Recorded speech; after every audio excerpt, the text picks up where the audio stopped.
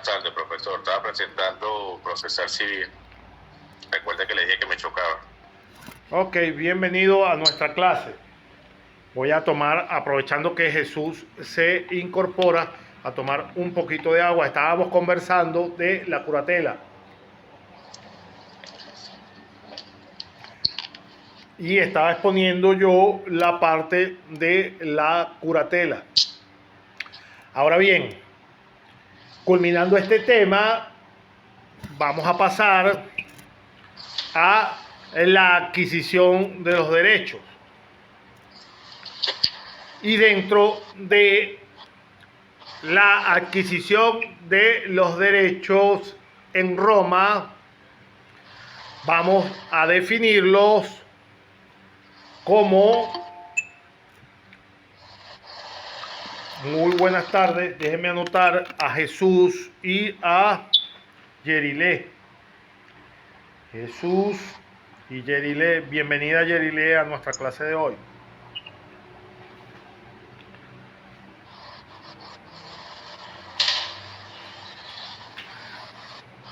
Finalizado este tema de la curatela y la tutela,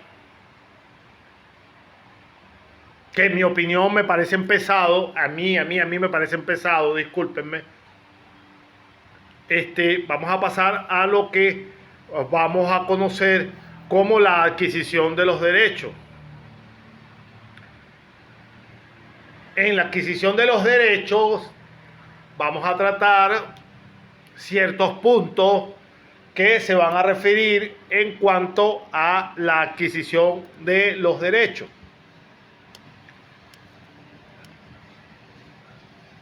Dentro de la adquisición o dentro de este concepto lógico jurídico general, vamos a significar concretamente la incorporación de una cosa o de un derecho a lo que se va a conocer como toda la esfera patrimonial de una persona.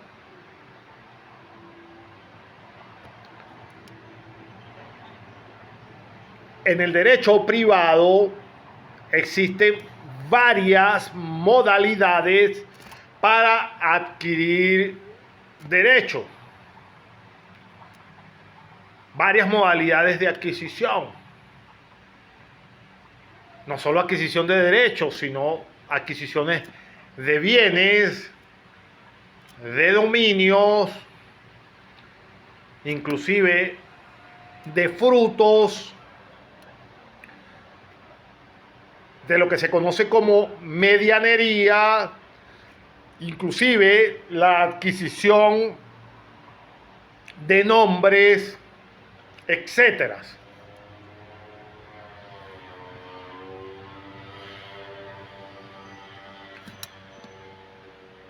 En virtud de que la adquisición va a ser ocasionada por un hecho, o específicamente esa adquisición va a ser ocasionada por un acto jurídico, debemos estudiarlos detalladamente, ya que en toda esta adquisición va a importar es la relación de derecho que se crea en la misma. En tal sentido, vamos a tener una adquisición originaria y una adquisición que vamos a denominar derivativa. Repito, vamos a tener una adquisición originaria y vamos a tener una adquisición de tipo derivativa.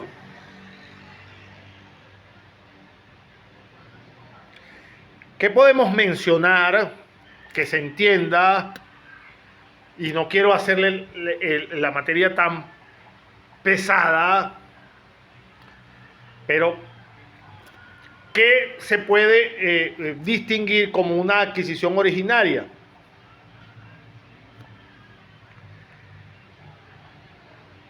Como derechos, obligaciones, cuando no ha existido incluso una relación anterior que vincule la cosa. Entonces, derecho u obligación a una persona cuando no ha tenido un derecho anterior se puede conocer o catalogar como que la adquisición es originaria o virgen. Efectuada entonces esta adquisición por primera vez. Tal es la ocupación de una cosa que no tiene dueño, por supuesto, o las cosas que han sido abandonadas por su anterior dueño y ya, por supuesto, están en solitario. Eso es lo que se puede conocer como una adquisición originaria tanto de cosas, derechos u obligaciones. Es que cuando no ha existido una relación anterior que vincule a esa cosa o a ese derecho o a esa obligación a otra persona. Eso es lo que se va a conocer como una obligación originaria. Hay una obligación entonces, perdón, una adquisición entonces derivativa cuando la cosa, derecho u obligación, recuerda que estamos hablando tanto de la originaria y derivativa como derechos u obligaciones. Entonces, cuando hay una adquisición derivativa, esa cosa o ese derecho o esa obligación es traspasada desde un titular a otro. El mismo nombre identifica esta misma operación derivativa.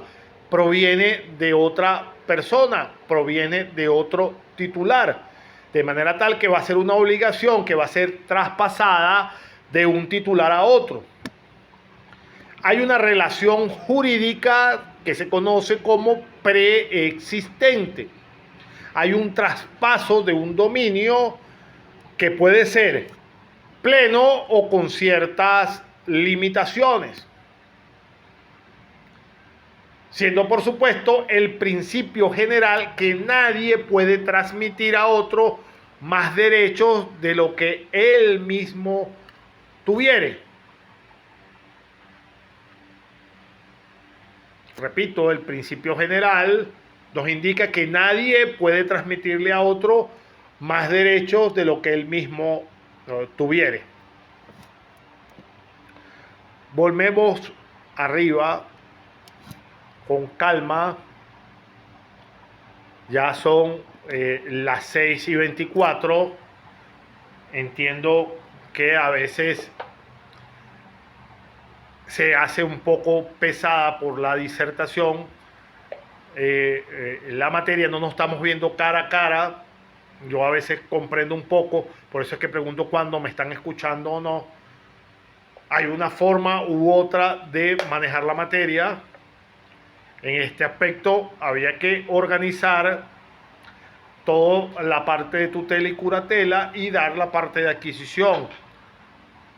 El miércoles que viene prometo hacerla un poco más ágil, aportándole algunos elementos adicionales para que ustedes intervengan y no hacerle tan pesada la clase. Después de más de una hora hablando, a lo mejor muchos de ustedes tienden ya a sentirla muy pesada, sobre todo a la hora del día. Pero vamos a ir cerrando esta parte de la conceptualización para que no se diluya esta información. Aprovecho y tomo un poquito de agua. Vuelvo arriba nuevamente. Vamos a mencionar ahora, después que pasamos de la tutela y la curatela, a la adquisición de los derechos. Decía entonces que dentro de la adquisición de los derechos iba a ser que esto iba a ser un concepto lógico jurídico y que generalmente iba a significar en algo concreto como la incorporación de una cosa o un derecho a la esfera patrimonial de una persona. Eso es lo que se va a entender como la adquisición de los derechos.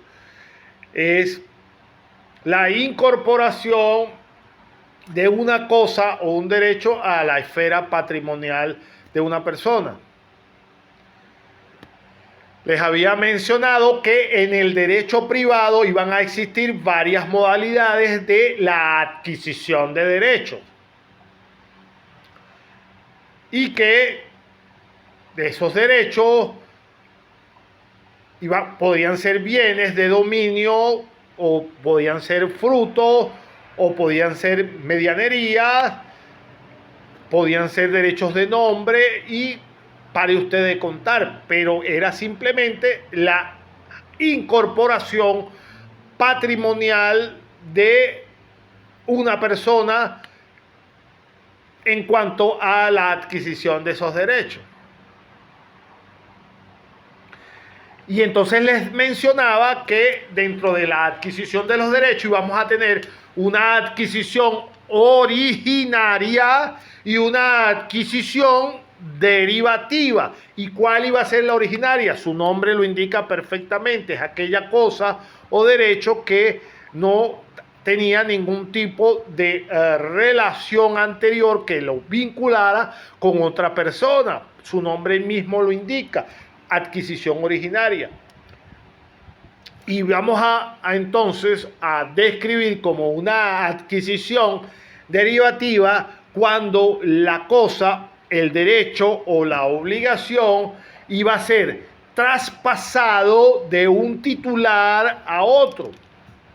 Entonces iba a existir una relación jurídica preexistente anterior al traspaso del dominio, que puede ser pleno. Ese traspaso podría ser pleno o podía tener ciertas restricciones. ¿De acuerdo a qué? De acuerdo al principio general, que nadie podía transmitir a otro más derechos de lo que él mismo tuviese anteriormente. Entonces, todo hecho cuando por su intermedio se produzcan determinadas consecuencias jurídicas, interesará, por supuesto, al derecho. Cualquier modificación, cualquier traspaso, cualquier hecho acaecido que produzca alguna consecuencia va a ser de interés general del derecho. Es decir, todo hecho cuyo traslado o movimiento produzca alguna determinada circunstancia o consecuencia jurídica va a interesar al derecho.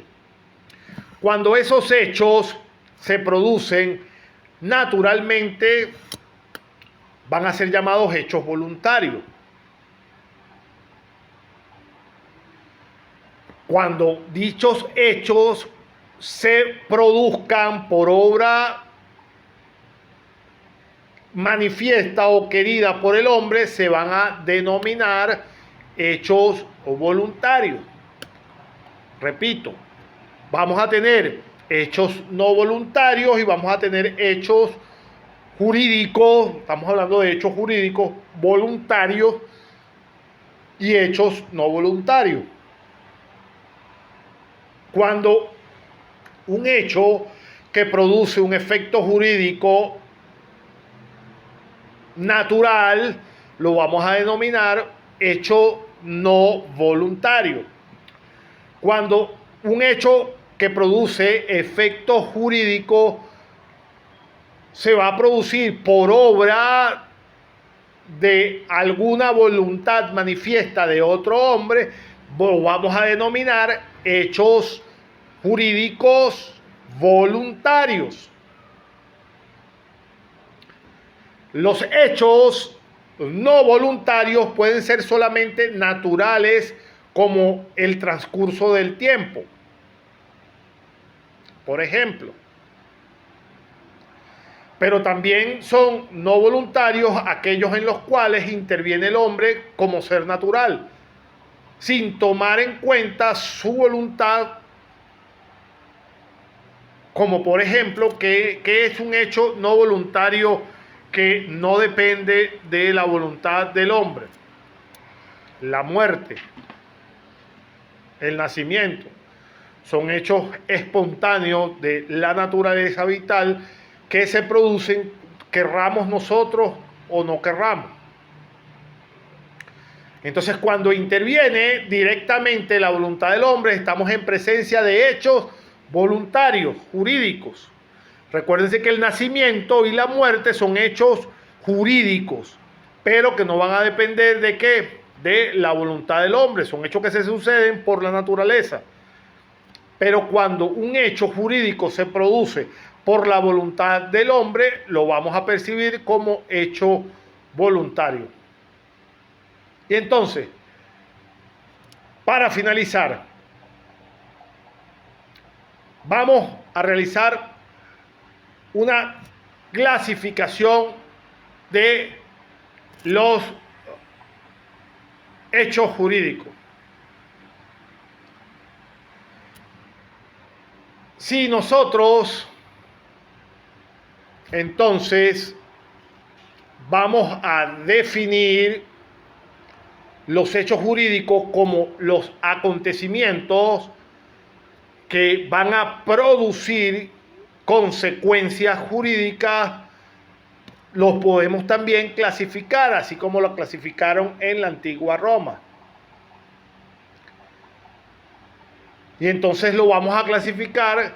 Hay una lista que la bibliografía la observa cuando ustedes consulten algún tipo de cualquiera de sus bibliografías que consulten, lo van a evidenciar que hay un listado bastante extenso de la clasificación de los hechos jurídicos. Y se señalan claramente: existen naturales, existen humanos, involuntarios, lícitos, ilícitos. Por consiguiente, la lista es bastante extensa. En tal sentido, podemos decir que dentro de los hechos jurídicos naturales podemos tener los extraños a la voluntad del hombre. Dentro de los naturales, ya lo había mencionado anteriormente. ¿Cuáles son los hechos naturales? Los que son extraños a la voluntad del hombre. Los hechos jurídicos humanos son los que son realizados ¿por quién? Por el hombre. Los hechos voluntarios o hechos jurídicos voluntarios son los que son ejecutados voluntariamente con el discernimiento, la intención y la libertad por el hombre. Hechos jurídicos voluntarios, ejecutados con perfecto discernimiento, con la intención y la perfecta libertad del hombre. Hechos jurídicos involuntarios son aquellos que traen consecuencias jurídicas, pero no son obras del discernimiento o por la actitud de razonar del hombre. Eso se conocen como hechos jurídicos involuntarios. Son aquellos hechos sin discernimiento o sin en esa actitud de razonamiento del hombre.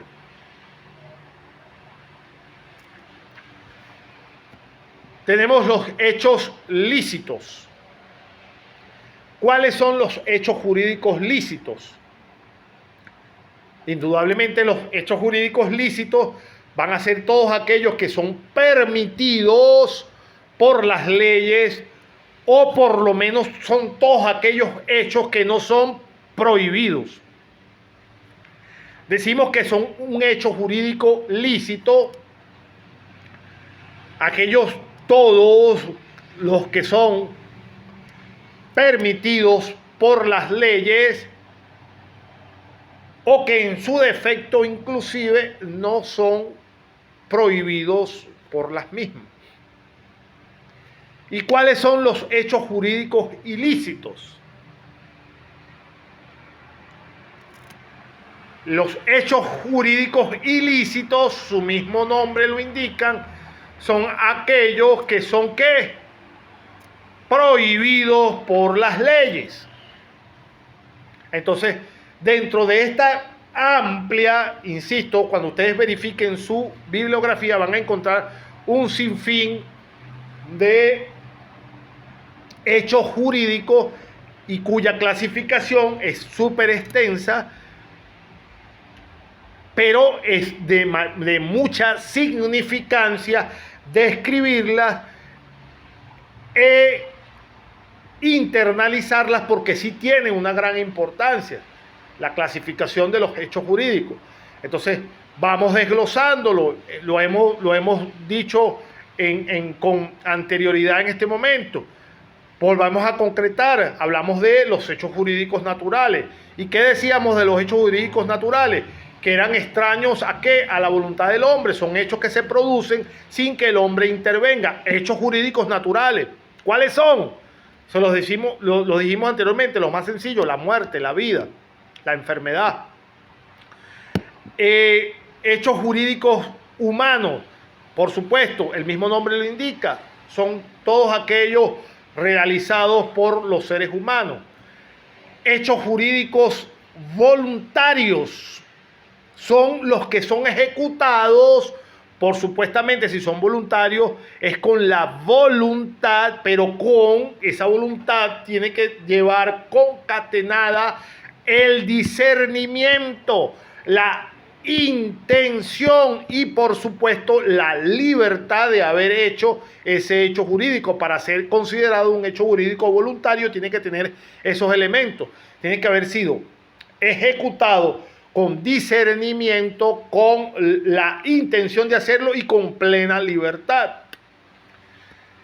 Hechos jurídicos involuntarios son aquellos que son realizados sin ningún tipo de discernimiento o sin ningún tipo de actitud al razonar. Y habíamos hablado también de dos componentes antagónicos: los hechos jurídicos lícitos y los hechos jurídicos ilícitos. Los hechos jurídicos lícitos, obviamente, son aquellos que iban a ser permitidos por las leyes, o que por lo menos no eran prohibidos. Y los hechos jurídicos ilícitos iban a ser, por supuesto, todos aquellos que iban a estar prohibidos por la misma norma.